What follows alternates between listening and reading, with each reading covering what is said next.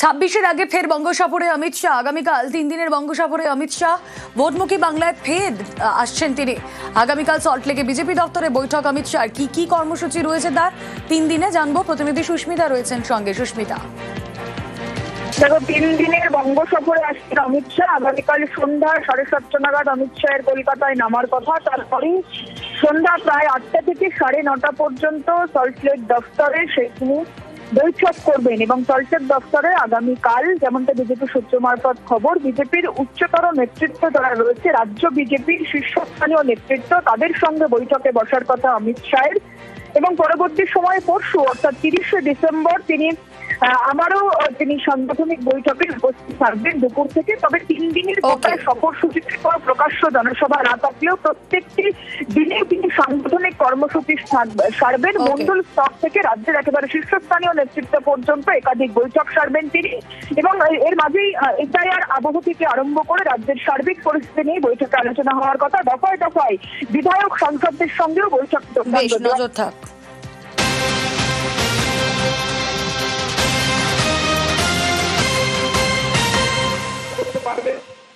তারা কি অস্বীকার করতে পারবে যে তারা সেই সময় পশ্চিমবঙ্গে যে আইটি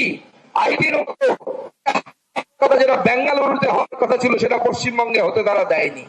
বলেছিল মানুষের শত্রু কম্পিউটারকে ঢোকানো যাবে না, আর আজকে কম্পিউটার ছাড়া কিছু চলে না।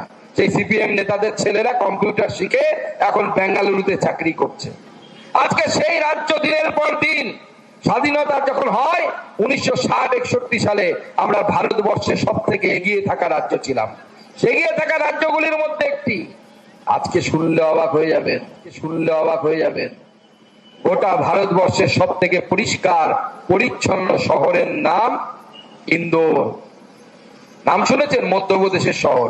গোটা ভারতবর্ষে প্রতি বছর একটা লিস্ট বেরোয় সব থেকে পরিষ্কার শহর কোনটি আর নোংরা শহর কোনটি। এরকম 1, 2, 3, 4, ফার্স্ট, সেকেন্ড, থার্ড এরকম করে নাম বেরোয়। মধ্যপ্রদেশ, যেখানে বিজেপি সরকার, সেখানে একটি শহর, তার নাম হচ্ছে ইন্দোর। সেটা হচ্ছে ভারতবর্ষের সব থেকে পরিচ্ছন্ন শহর, পরপর 3 বার, এবারও হয়েছে। আর সব থেকে নোংরা শহর, আপনারা কোন জেলায় থাকেন? কোন জেলা? এই নামটাই হাওড়া কর্পোরেশন, হাওড়া মিউনিসিপ্যালিটি, যে নামে ডাকুন না কেন, এটা লজ্জার বিষয় আমাদের যে ভারতবর্ষের সব থেকে অপরিচ্ছন্ন শহরের নাম হচ্ছে হাওড়া। সেটা তৃণমূল কংগ্রেস করেছে। এই জন্য বিজেপি ক্ষমতায় আসতে চায়। আমরা হাওড়াকে ইন্দোরের সাথে কম্পিটিশন করাতে চাই, হাওড়াকে ইন্দোরের জায়গায় বসাতে চাই। সেই জন্য ভারতীয় জনতা পার্টির সরকার দরকার। আমাদের এখানে শিল্প আছে। আপনাদের গ্রাম থেকে লোক অন্য রাজ্যে কাজ করতে যায় না?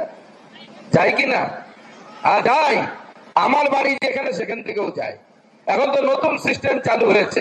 সাউথ ইন্ডিয়া থেকে বড় বড় বাস চলে আসছে, ভলভো টাইপের বাস।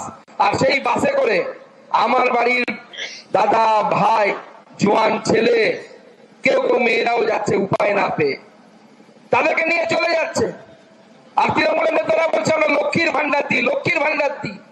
আরে আপনারা লক্ষ্মীদেরকে লক্ষ্মীর ভান্ডার দিচ্ছে, আর আমার গ্রামের সব লক্ষ্মীরা নারায়ণ ছাড়া হয়ে বসে আছে। নারায়ণরা গিয়ে বেঙ্গালুরু গিয়ে তারা বিল্ডিং তৈরি করছে, গুজরাটে গিয়ে বিল্ডিং তৈরি করছে। বিজেপিকে কেন দরকার? বিজেপি এলে শুধু লক্ষ্মীর ভান্ডার থাকবে না।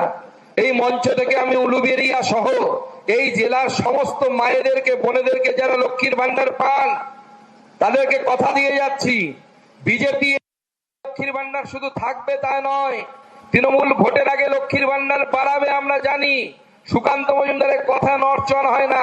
তৃণমূল যে টাকা বাড়াবে তার থেকে 1 টাকা বেশি হলেও বিজেপি আপনাদেরকে লক্ষ্মীর ভান্ডারে দেবে, সেই গ্যারান্টি আমরা দিয়ে যাচ্ছি।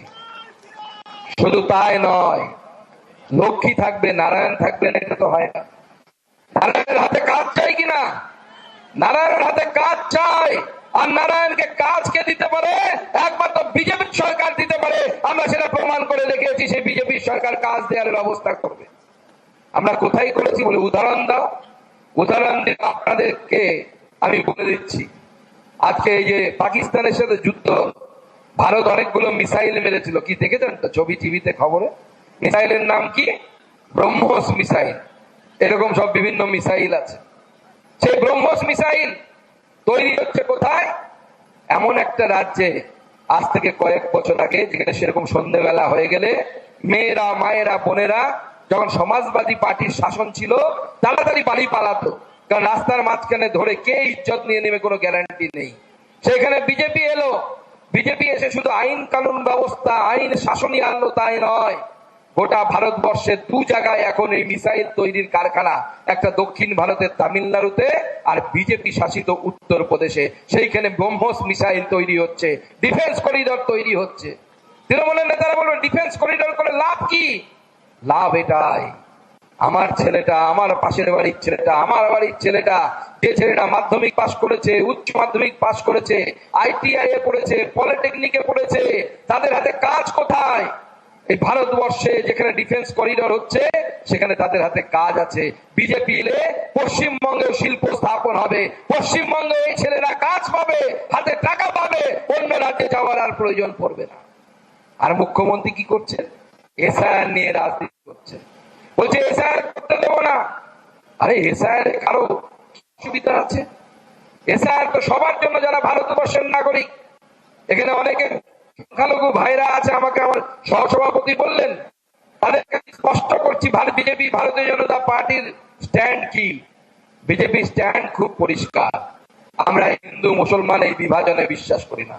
ভারতীয় জনতা পার্টি বিশ্বাস করে যারা নিজেকে ভারত মায়ের সন্তান মনে করে তারা সবাই ভারত মায়ের সন্তান, তারা ভারতবর্ষের নাগরিক, তারা ভারতবর্ষে এখানে এসআইআর এ তাদের নাম থাকবে, ভোটার লিস্টে তাদের নাম থাকবে।